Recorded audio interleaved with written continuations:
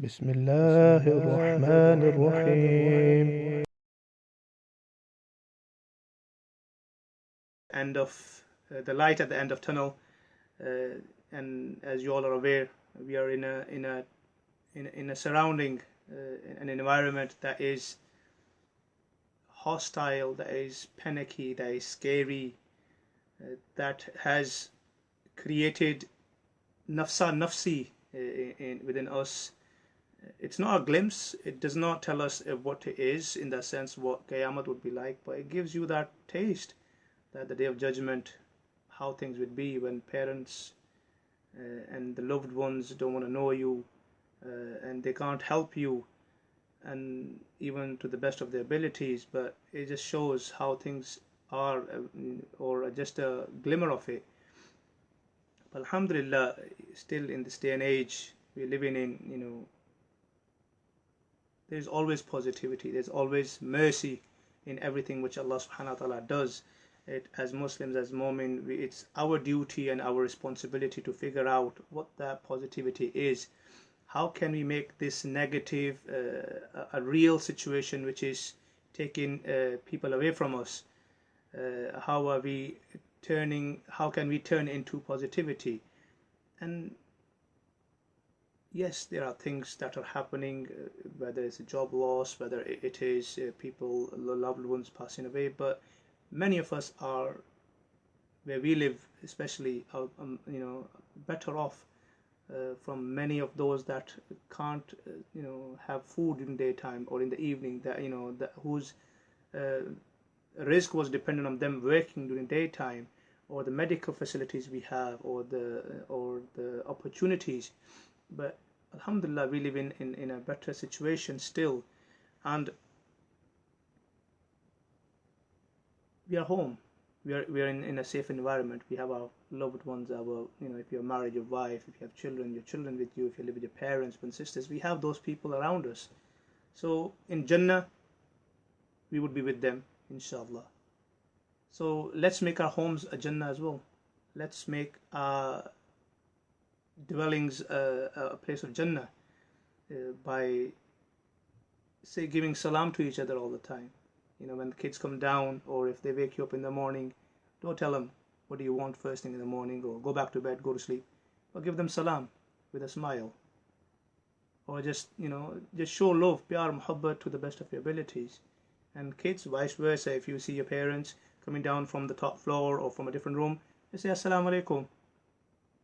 The blessing of giving salam to each other uh, is immense. It's Are you giving salam to each other increases love, pyar, muhabbat. Look at the opportunity of sitting together and eating. Who would have thought, the era we live in, either fathers working or moms are working, or vice versa, and kids are missing out on the time they spend with their parents. Now father's home and mom's home as well, as long as you're listening to the guidelines of your government and staying safe, obviously, and not going out and about, getting yourself and everybody else in trouble. But if you're home, you can have breakfast together, you can have lunch together, you can have dinner in the evening together, and you have your fathers and mothers, or if you're single parents, you have each other. What a blessing! What a blessing it is to spend time with your children. What a blessing it is to spend time with your other partner, or spouse, or wife, or husband. What a blessing it is to spend time with your parents. I come across with brothers that say, "Yeah, I wish I could spend time with my parents. I'm always working." Well, now is the time to spend time with your parents. Sisters and brothers are complaining, "I don't get to see my husband or wife that much because I'm really grafting hard." Well, yes, things are real. There's job loss and everything else, but at the same time, Allah has given you the opportunity to spend time with somebody who is halal for you. Don't waste time on haram. You have a wife or a husband, if you're married, spend time with them. Enjoy each other's company. At the same time, give space as well. Don't be in each other's face all the time, but still enjoy the company. Enjoy the rahmah that is coming in the houses. There was a call for prayers, azan, every night, or in our houses at 10 o'clock, or whatever time you can give azan. And I never thought in 21st century, in the time we live in, that I would be giving adhan in my house with my kids as well. I don't know about you guys, but I hope you guys had thought that. I hope you guys are doing that. Don't worry about what anybody says that, or you should or you shouldn't. You're calling for adhan. If it's namaz time, give 5 times a day in your houses.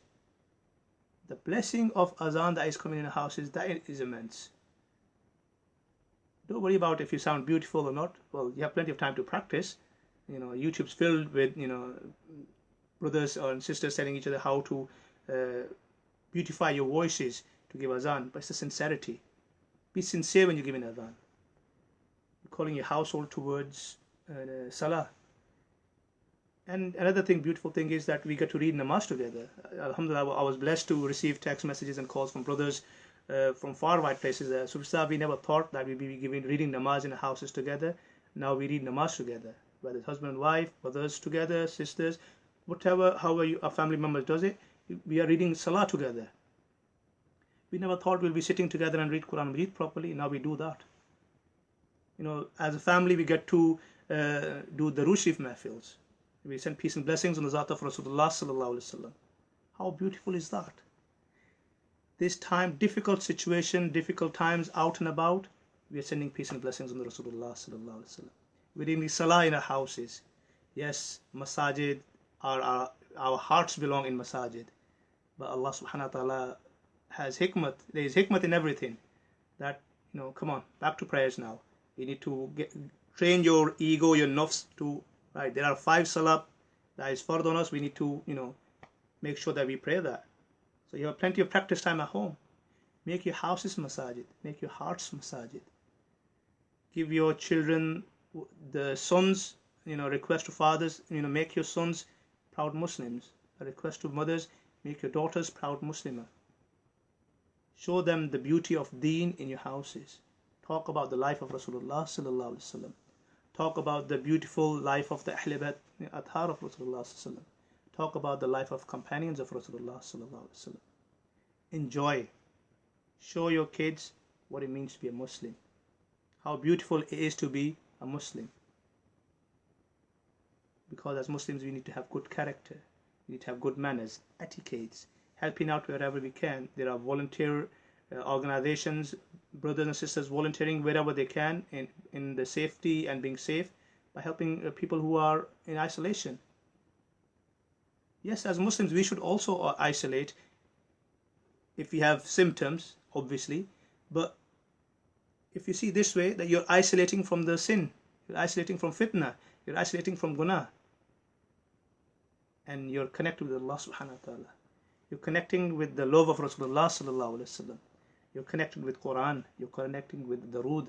You're connecting with your parents and your children and your wife, that is halal. You're connecting with your shayukh, whom you probably physically can't meet, but at least you can call them and see them and hear their blessed voices. There is hikmat in what Allah has bestowed upon us. Because obviously that is the light. The tunnel of anxiety and stress and depression we're living in at the moment, there is light. And the light is within our hearts and houses. Spend time with your spouse, if you're newly married, and learn about deen. Because this thing is not going to last forever. Me and you know that. Because Allah Ta'ala does not put the Ummah of Rasulullah Sallallahu in hardship forever. Trials and tribulations come, but He sends ease with it as well. It is us that we need to prepare. How? By reviving Sunnah in our houses. By fulfilling Sunnah in our houses. If you're at home, start putting, like we call it, surma in your eyes. That's the Sunnah of Rasulullah Sallallahu. More of a reason to say in wudu all the time. So we don't have an excuse, we can't perform wudu at workplace because there's no facility. Well, now you're home. Say in wudu all the time, to the best of your abilities. Well, I can't read my sunnah, I only need to read my farz because I don't get enough time at workplace. Well, now you read your sunnah and nawafila. Obviously, farz is compulsory. So look for the benefits, look for the ease that will help you in your households. Ramadan is coming. Practice keeping fast. Brothers and sisters that are working away, or we don't get to do iftari together. Well, now you have the chance to keep nawafil rose and do iftari together. Practice on eating what is required. Guys, this is another training session before Ramadan comes, inshallah, and may Allah subhanahu wa ta'ala, for the sake of His Habib sallallahu alayhi wasallam and his family and the companions and the shayukh, remove this calamity before Ramadan, so we get to spend time in Taraweeh, in Masajid, and to read Quran in Masajid. So this is our training time, so that we practice to eat less, sleep less, and spend more time in Ibadah, more time with each other. Don't waste your time on phones while your wife or your parents are sitting there. Don't waste your time on phones while